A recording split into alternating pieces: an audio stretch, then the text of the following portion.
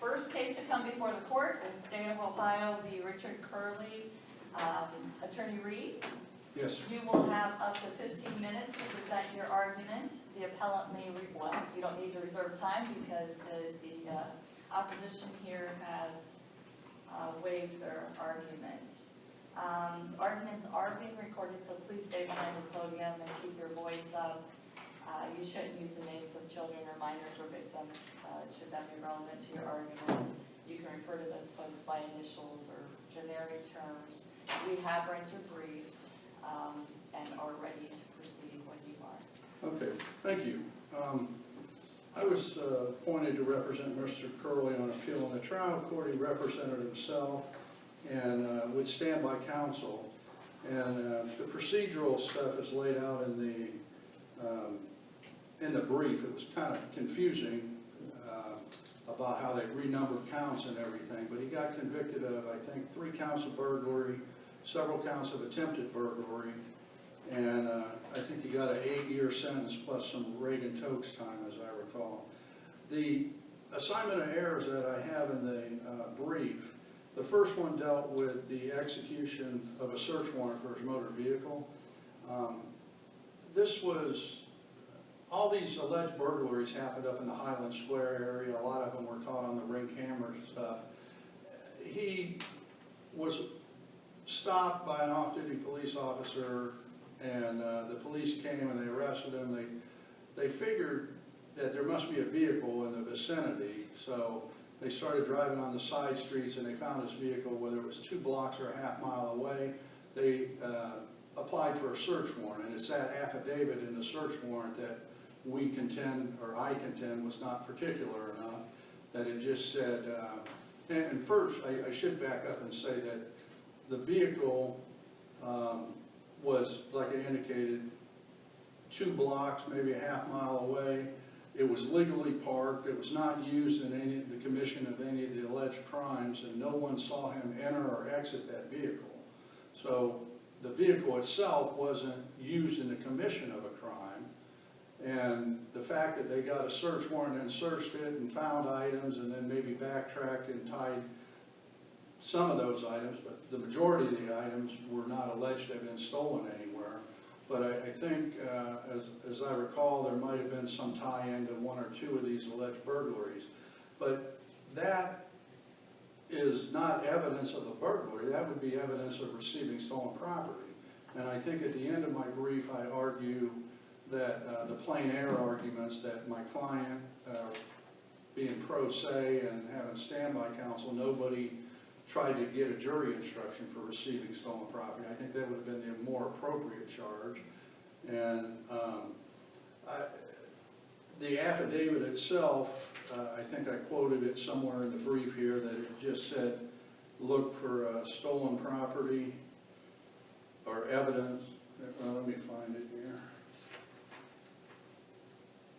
I think it's on page 22 of my brief, that person, property to be searched for and seized, stolen property such as cellular phones and the electronically stored information found on such devices, clothing, trace forensic evidence, fingerprints, blood, and DNA samples, and any other evidence of burglary.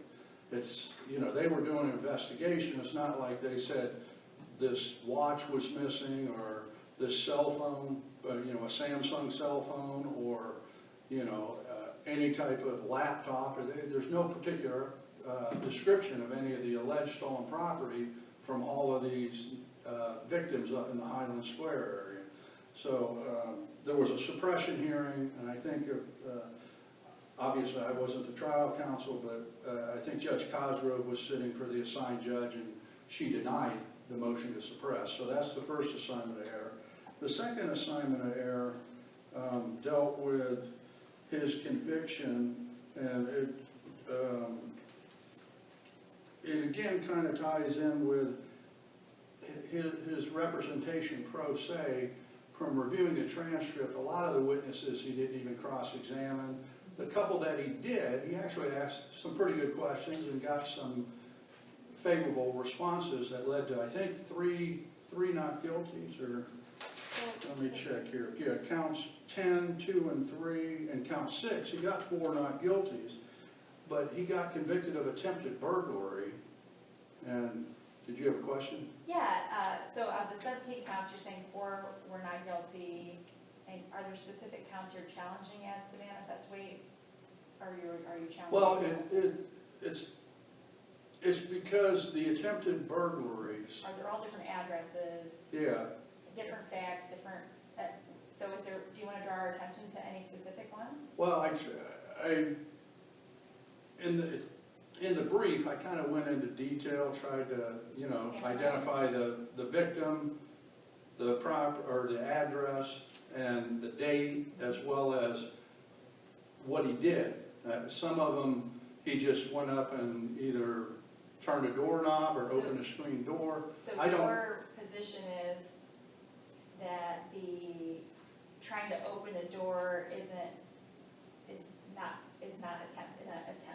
Yeah, but had I been the trial counsel at the trial, I would have been arguing that it's not a burglary, it's not an attempted burglary, because you get into the definitions of force, stealth, and deception. I would have been arguing, okay, it's a lesser included offense, whether it's trespass, a criminal trespass in a habitation, or criminal trespass, which would have been an F4 or an M1.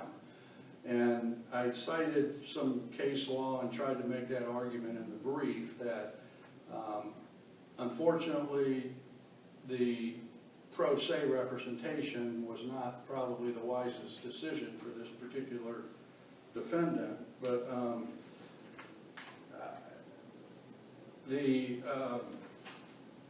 let me see here.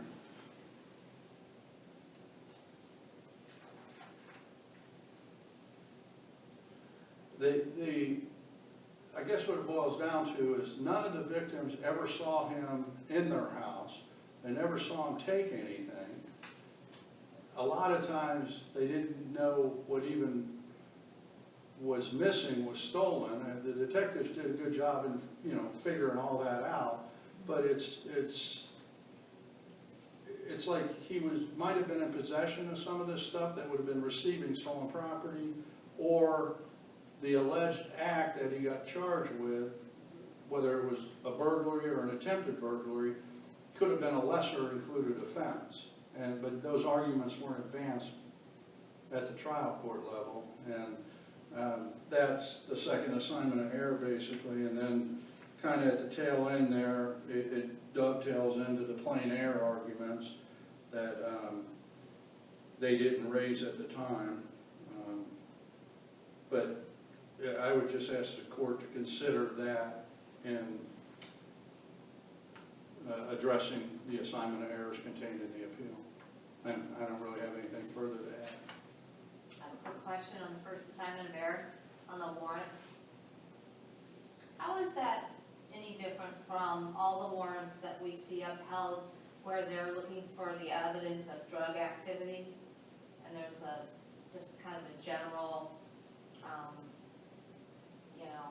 they a lot of times have a specific type of drug that they're going to enter a residence for to see that they're getting a search warrant for. But many times it's just as general as it was on this warrant to get into the car. Yeah, I've made arguments in suppression hearings at the trial court level where I can get that. I've been an attorney now since 1988, so I kind of have a stockpile of search warrant affidavits, and you can compare them. They're kind of boilerplate for the, if you look at any search warrant, probably 80 or 85% of it is the same, and then they go in, they must have a template, and then they adjust it and try and add the facts to the case. But if I understand your question right, what you're saying is you'll see a paragraph in there that says, we're looking for drug paraphernalia, cell phones, digital scales, things, it's the same in all of them. And those have been upheld as sufficient warrants.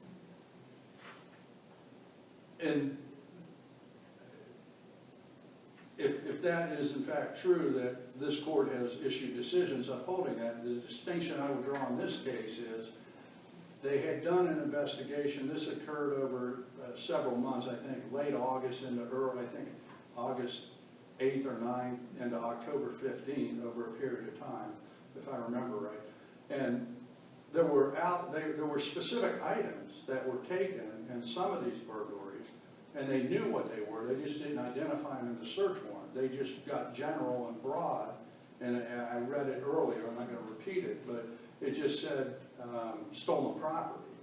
And the stuff they found in the car, the vast majority of it wasn't related to any of the prior investigations, as I recall. So I just, you know, a search warrant is supposed to be done with probable cause, under oath or affirmation, and it's supposed to particularly describe the items that are person, or the place to be searched and the items to be seized. That's where my issue is in this case. They don't identify the items to be seized, they just broadly say it. And I understand what you're saying in a drug situation, but that they all have like common, you know, digital scales, syringes, plastic baggies, you know, things, cell phones, if they're trafficking. But for receiving stolen property or an attempted burglary or a burglary, you're gonna potentially have, you know, any item, any household item, whether it's a big screen TV, a laptop, a cell phone, jewelry, a Rolex watch, or maybe a set of golf clubs. I had my golf clubs stolen out of my garage one time, and went to play it against sports, got them back. But, you know, I just think in this case, the warrant was defective because it didn't particularly describe the items to be seized. Thank you. All right, thank you. Thank you.